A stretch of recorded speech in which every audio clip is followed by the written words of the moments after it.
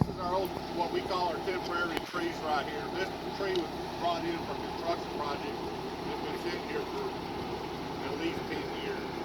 And what I'm going to do is I've got a hole over at my house. I'm just going to move it over there, but for your demonstration, I'm just going to dig this tree. What it is we center around the tree. I've got a helper that helps me do it. He backs me up around the tree. I've already centered down there. I've left the gate open so you can see it. If anybody wants to walk around back, I don't think there's any holes, but the little holes are worse than the big holes. Yes, they are. You can't see them.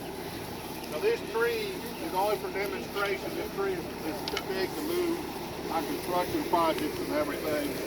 But they get cut down really by far moves my house and they get cut down.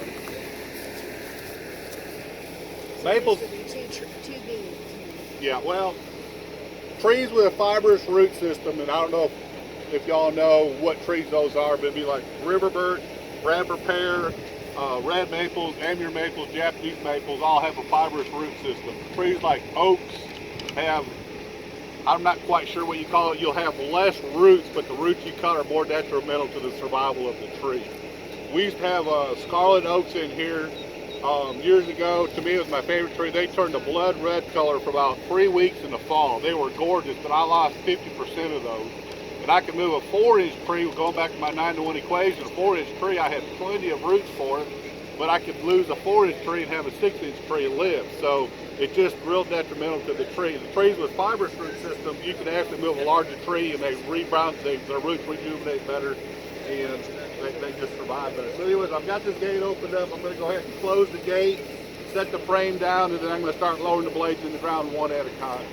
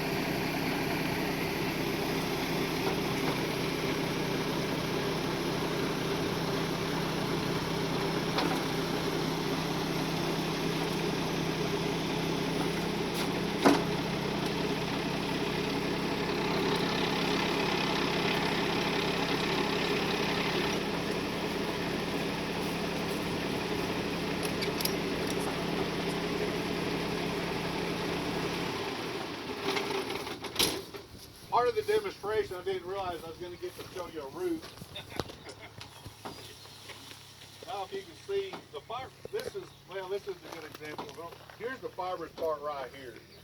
And that's what rejuvenates the root. What we do is we'll cut that root off. You have a good clean cut, but then it'll rejuvenate the roots back out. You can see the roots that I've cut, how shallow those are.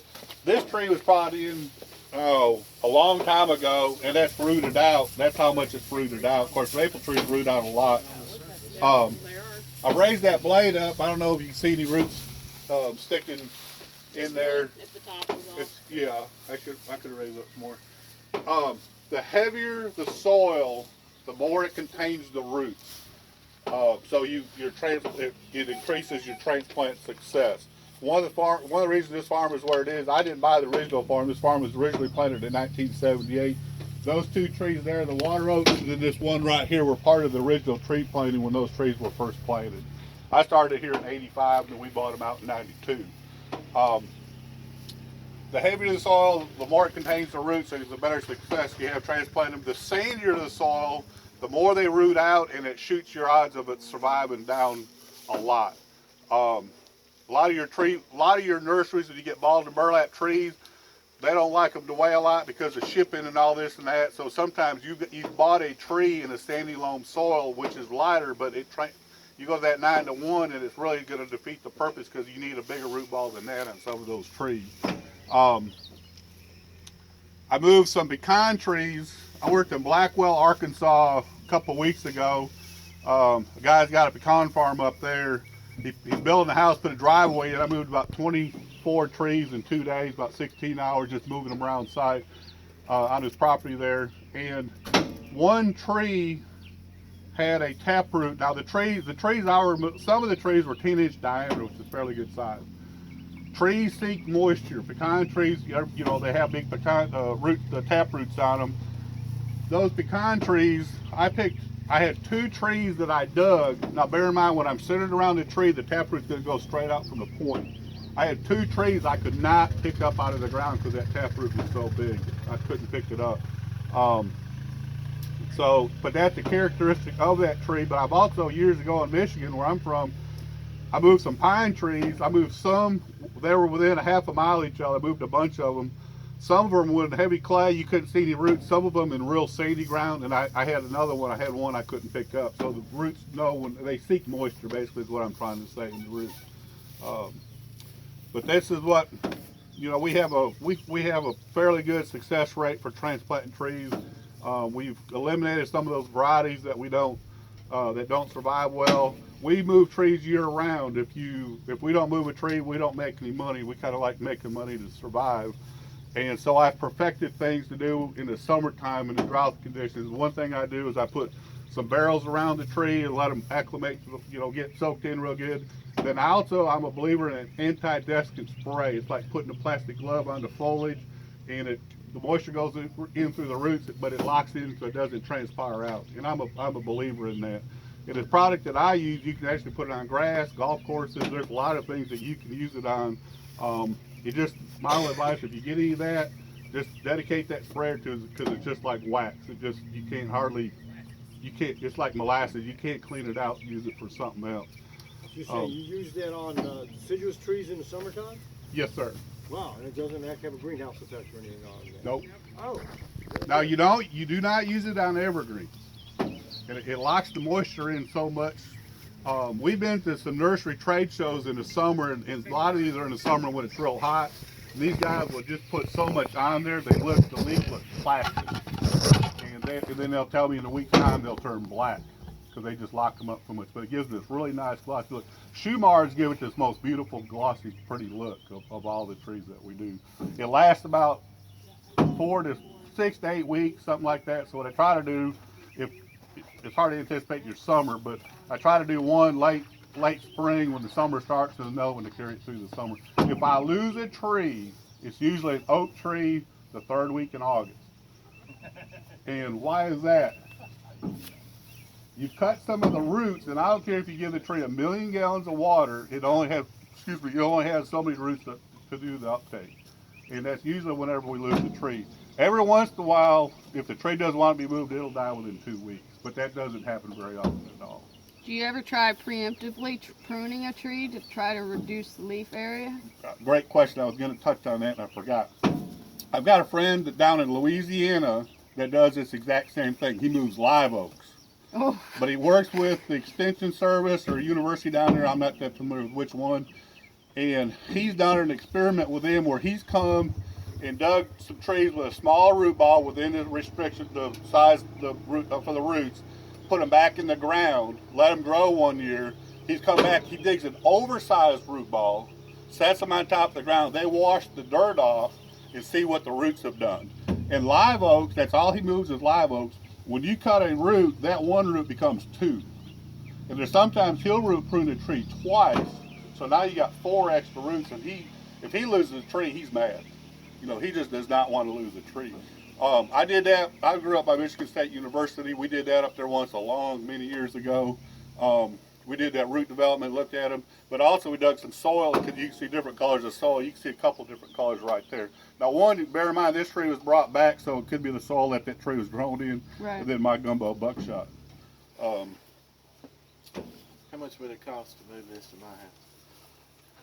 The most expensive tree we do is about $975. That's planted and guaranteed 3 years in the Little Rock area. The tree started. Let's see, where's Donna? Oh. The price on the trees. $980 for the most for 70. $140 a caliper in, 5-inch open. 7-inch caliper is the biggest. So $980 plus tax. Tax is based on your where the tree is planted. Right. And then if we charge more. Tax code for you is, if we sell you a tree from here, it doesn't matter what our tax code is. We have to do it in the tax code Point of where delivery. the tree is going, because that's technically the point of sale. Right. When the tax looks at it, that's where the sales tax place is, where the tree is planted, not where it's bought from. Years ago, I took trees to SAU. I was on my way down there, and their purchase agent called and said, "If you have a wreck in that tree you're bringing to our university, whose tree is that?" And I thought, well, I guess it's my tree. It's my tree because it's in my truck. But a couple other things that we do, y'all know about the fire ant quarantine, the emerald ash borer. Anytime I take trees out of the quarantined area of the Faulkner County stuff, I have to treat the root ball for fire ants. There's the solution I mix around there. I do a little more. I'm a little more aggressive when I see the mounds. Our ground is so heavy, you'll see the mounds before you do anything else. But I treat every root ball for that. I'm a believer in root stimulator. If you use root stimulator, shake it really good. And we put a cup of shaken root stimulator to 3 gallons of water and just pour it around the base of the tree. John, I don't know, are y'all doing that at all? We're looking into it, but we haven't done it. You guys are water trees for the tank, and we are too. If you have an agitation deal or something, you can mix that in the tank and just make sure it stays mixing because it'll separate out as you go along. Granular? Granular? No, liquid. Liquid? It's liquid. I just buy a gallon of it. We used to do it a lot, but we don't hardly do it much anymore. One thing with fertilizer, we tell our homeowners, if we lose a tree, one of the reasons usually is they've overwatered it. They just say, when in doubt, they go water it. Well, I've got a probe I stick in the ground. You guys can make your own. You can buy one for around $125 from Leonard. It's got a little moisture meter on it. Comes with a 2-foot probe. And you can stick it down there. It's got that little gauge. It's really cool because you can, as you push it in, you can watch that meter. And you hit little pockets of moisture, and it'll go to 10. Then you go a little further, and it'll go back. But the old primitive peat way is take about a 3-foot rod, put a point on it, and then make a T-handle. If you can't stick it in the ground, it's too dry. If you stick it in the ground and pull it up and water's coming off of it, it's too wet. But what I tell people you want is just stick it in there. When you pull it out, just make a little mud ball on it. We recommend mulch at the top of our root balls. We let Jim Robbins, y'all know Jim Robbins with State Extension. He's been doing research down here ever since he came to Little Rock. He's got one block of trees that are just right over here that is our irrigation, and he's planting the trees. And he's planting species that are not really native to here and all sorts of things. There's some crepe myrtles that have black leaves on them right now that are just gorgeous. That's over there. But what he's doing is he's working with some of these growers to see how they do in different regions and stuff. But the first thing he did was he took trees that I had planted when they were 2 to 3 inch diameter. Our trees are 8 foot spacing, 12-foot rows. He treated with glyphosate. I don't know if he's using a pre-emergent also. This may have been the very beginning of a stage. We do now. He would take and spray about a 2-foot band on each side of the tree for a total of 4 feet. And he would do that for 3 trees, that whole area for 3 trees. Then he would stop and leave those 3 trees, and then do the next 3 trees, treat that. Same thing he did it on 3 rows. And he told me later when that study was done after a few years, he's never done a study that had more of an impact on the shape of the tree. If you put your hand up where you could not see the ground, just looking at the foliage of the tree when they were leafed out several, 2 or 3 years afterwards, you could tell by the foliage in the tree how much fuller the ones in that treated area where there's no roots, no vegetation compete for the soil. It was just really dramatic. So we find